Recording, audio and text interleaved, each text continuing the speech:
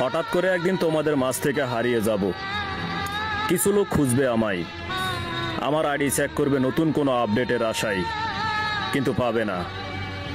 ওই দিন আমার বাড়িতে অনেক লোকজন হবে, কেউ কাঁদবে আবার কেউ নীরবে চোখে জল ফেলবে, কিন্তু সেদিন আর আমার উপর কারো কোনো অভিযোগ থাকবে না। সেই রাব্বানা এই দুনিয়ায় পাঠাইয়া কেন থাকতে দিবানা, সেই রাব্বানা এই দুনিয়ায় পাঠাইয়া কেন থাকতে দিবানা।